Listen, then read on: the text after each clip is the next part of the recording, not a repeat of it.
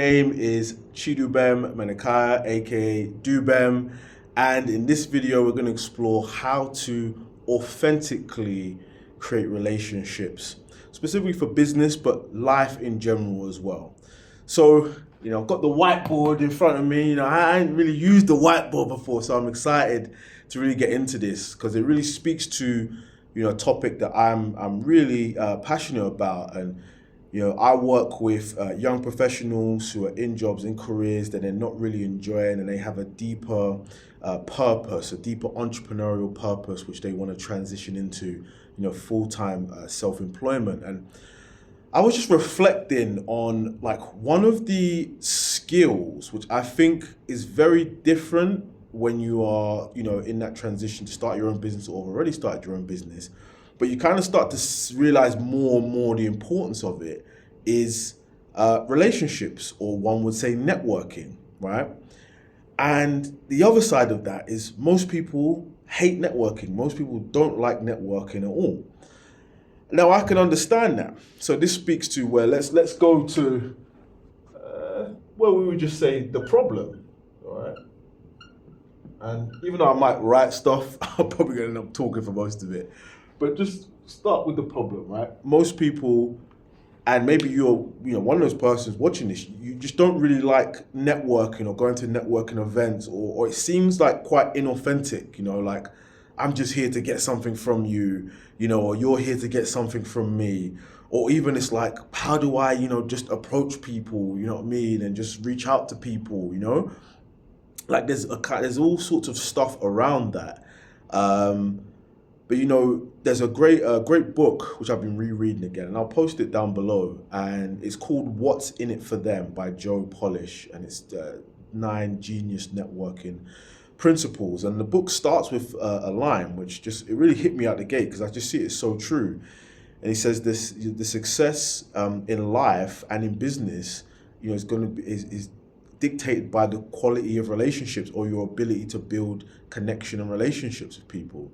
I've slightly misquoted it, but I think you get the general gist of it. Like the success, not just in terms of financial, but in terms of experience, and enjoyment is going to come from that ability to nurture, develop relationships and build connections with people. So, the big problem is, we would just call it the inauthentic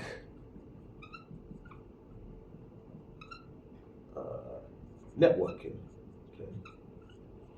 And that's more the experience that people can have.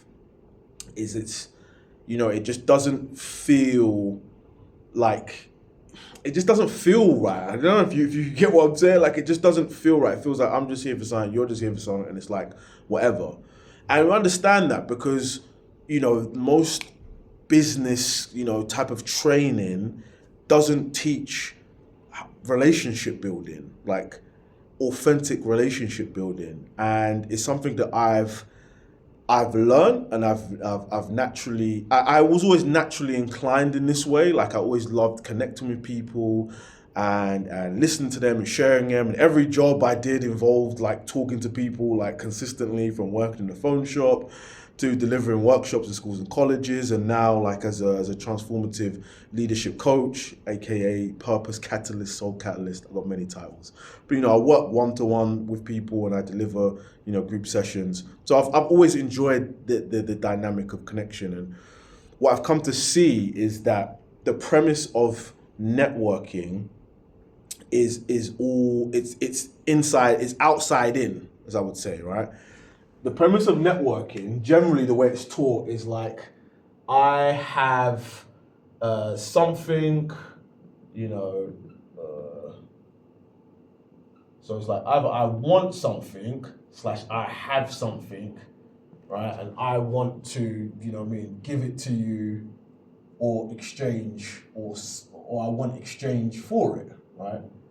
It's what they would call, what's that? Quid pro quo, right? It's transactional. That's probably the term that I'm really looking for. It's transactional.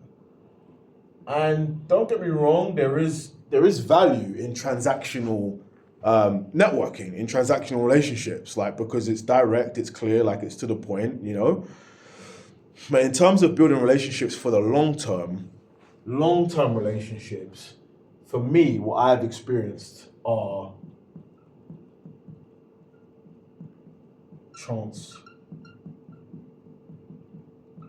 transformative. Okay, and I'll explain, you know, a bit more about what I mean by when I say transformative over transactional. Now, I think I have to move the camera because I'm kind of on my own here, and I'm moving all over the gaff. So transformative relationships, right, are not they involve transactions, but they are fundamentally built upon a foundation of connection, okay, and service. That's the foundation of a transformative relationship. It's the connection in the sense that I'm connecting with you just for the interest of connecting with you. I think I'll wipe this off and go a bit more into connection and service. Let me pause it there and come back to this. Okay, you know what? I said, you know, we got a real room here. Let's keep going. So, the transformative nature. So first we'll talk about connection. Okay. So, how do you create connection? Well, the thing about connection is it's not something you need to create. It's just something that already exists. I heard it. Michael Neal say it once. The legendary, in my eyes, of course, and in many other people's, but speak for myself, transformative coaching author. He said something like, "Connection just naturally occurs when I'm more interested in you than myself, and you're more interested in me than myself." Right? That when I'm not in my head about me and what I want, and I'm with you and just curious about who you are as a human being, and vice versa. But my curiosity can spark that in you, and yours can spark that in me, right? So it's not, you know, that's the leadership element of it. But anyway, that it just naturally occurs, right? Like that feeling. I'm sure you've had it with a partner, family member, friend, you know, or even like in a sales, you've been buying something in a shop, and you can really tell. And this is where the key comes in. You can really tell the person is listening, right? So connection as a feeling is experienced is experienced a lot in the listening. Like you can tell when someone's listening to you, when someone's trying to listen to you, or when someone is acting like they're listening to you and they're not listening at all. Like you can tell, I can tell anyway, and I'm sure, and I know other people can as well. You can just tell in the feeling, like, and it's okay, it's no judgment, but you can tell. But I tell you what, when people are listening and they are interested, okay, so this brings to a definition of interested versus interesting, which I'll explain this in a second. So when someone is listening, and listening and this is like an action, this could be an action point, right? Listening, you don't need to try and listen. When you're trying to listen, like I'm trying to get it, it's something innocently is getting in the way. It's like when you try too hard. On the flip side, like kind of just being there, but kind of your mind is all over the place and you don't really care about speaking to this person, that's also felt. When you're just listening, it's a state of just like presence. And we go in and out, right? This is all, we go in and out. We're human beings. It's not like I'm talking to somebody, my mind never wanders. That would be an absolute lie and just not the truth. But it's just the presence in the back to the interest over there, like on what's going on for them. You know, that's a great kind of question, right? Like I like to remind myself of, right? What's going on for them? I'm quite a feel like Kanye, you know, the old Kanye, should I say?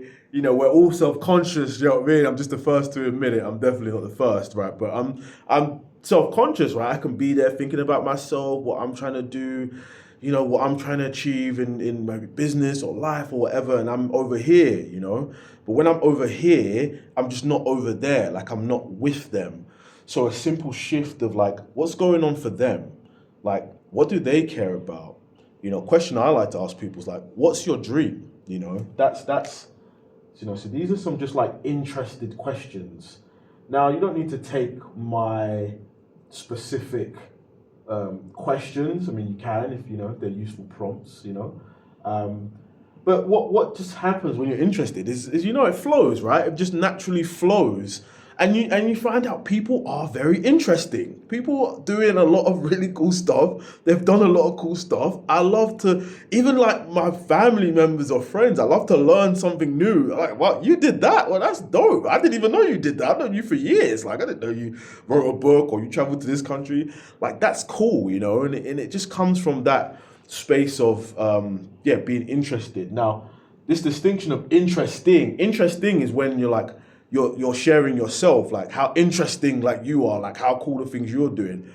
And I said there is a balance, because conversation is a two-way dynamic. It's not just me just asking you questions, because then it can come across like an interrogation or an interview, right? And people want to learn about you as well. People want to learn like what you're up to. And I also think that's an indicator. I like to feel like if I'm just asking the questions and no one's really asking a question about me, this is no judgment, no right or wrong, but it's like, okay, are they kind of interested in what I have to say, So I like the two-way dynamic. Like, that's a beautiful thing. So that's a grounding. The connection is a grounding to then like build from. And now you notice in all of this, there's no talk about like, what I want from them or what I'm doing. Now in here, I can talk about, hey, this is what I'm up to, right? This is what I'm up to in the world. Like, this is what I'm creating. I can ask.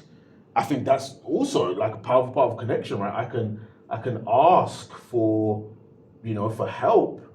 I can ask for help. I can ask for a favor. I can put it out there. Like, these things are all part of that dynamic, and that kind of ties into, see if I've got any room for this, right? Like the service. So, transitioning in a connection from someone you've just met now into, okay, maybe I want to speak to them further, right? I want to build upon this. My mind goes to like service. How can I be useful? That's a question that I like to ask people, but it's also a question I like to kind of ask myself, right? I know I found out, I've explored their dream, what they're up to. Like, how can I be useful? Maybe there's somebody that I know. Maybe there's an event I know. Maybe there's a cool book that I would like to recommend. Like, whatever comes up. I'm just looking ways to like just be of service to them, to like what they're creating, and what they're up to. And vice versa, like for myself. Okay, I've got this event. Hey, I invited. They'd be a cool person to come to, right? It's a dynamic that goes, both ways. But I also think service is in the leadership, right? Like, a very practical thing I like to do if I meet someone at an event, someone I spoke to, I want to talk to them one-to-one, because it's kind of like my thing. I've kind of said, like, I feel like I don't really know someone until I've sat down with them like one-to-one, and if it's like 20 minutes, minimum, could be longer. And we've really just broke bread together, do you know what I mean? And we don't have to be eating. It's not literally definitional. But just in that sense, we're in that space together. It's just me and them, and we're just talking on the phone, on Zoom, in person. And now we're just connecting. We're finding out even more about each other, right? And we're building that bond, And for me, that's the service as well. Like, that's the leadership. That's the invitation that you can offer, people into those conversations. And what I've just seen in my experience is that these relationships become much more transformative, because what happens in those calls is like, it's magic. You can't predict it. And opportunities get shared, ideas, people have told me so many great ideas for things that I can do in my business, right? A question I like to ask people sometimes is like, hey, if you was me, like, what would you do in this situation, Do people have so much great perspectives and feedback, or, or I know someone who can help you with this, or vice versa, right? I know someone who can help you with this. Like, it becomes transformative in the sense that it starts to take on a life of its own, and it starts to grow. It starts to grow and develop, Now, there's another part of this, which I'll if people want to hear more, right, let me know, and then I could create the second part of it as it were. But I think that's a lot there to work with. Where okay, now you've established a connection, or maybe it's just people you're reconnecting with, right? It's not about necessarily going out to events and meeting new people or LinkedIn or whatever. It's people you already know who you can sit down and have just a connection call with, connect further or meet up with. But then it's like, okay, well, how do we nurture and build upon this? Well, like I said, if people like this, they enjoy it, leave a comment, and share and let me know. So like, hey, we want that part 2. Like, how do we, take it further? And then, I'll cook that up. But in the meantime, I'm doing an event which is going to be every 2 weeks. But the first one is the link is below for that, or the next one, should I say? Because obviously these videos live on. But the next one for now is in the link below. So check that out, because it's all about what I call the intangible skill set of entrepreneurship, and connection and relationship building is one of those things that just don't get taught. It's not about something we need to learn, because it's something that we just do naturally. It's more just bringing consciousness to it, bringing more awareness to what you're already doing, and seeing how that can grow and develop. And I'm just a big believer, and I'm very passionate about the power of connection, the power of just being of service, for the love of being of service.